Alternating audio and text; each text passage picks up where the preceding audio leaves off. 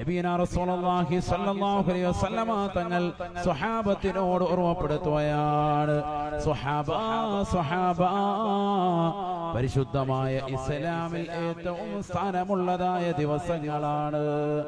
പുണ്യമായ റമദാൻ കഴിഞ്ഞാൽ ആദം സന്തതികൾ അമലു സാലിഹാത്തുകൾ ചെയ്യുന്നതിൽ വെച്ച് അല്ലാഹുവിന് ഏറ്റവും ഇഷ്ടപ്പെട്ടതാകുന്ന ദിനരാത്രങ്ങളാണ് പരിശുദ്ധമായ ദുൽഹിജ്ജയുടെ ആദ്യത്തെ 10 ദിനരാത്രങ്ങളെന്ന് നബിയുനാ റസൂലുള്ളാഹി ഖാലൂ. ഉടനെ സ്വഹാബത്ത് അല്ലാഹുവിന്റെ റസൂലിനോട് സംശയം ചോദിക്കുകയാണ്, അല്ലാഹുവിന്റെ മാർഗത്തിൽ ധർമ്മസമരത്തിൽ പങ്കെടുക്കുന്നതിനേക്കാൾ ശ്രേഷ്ഠതയുണ്ടോ റസൂലേ?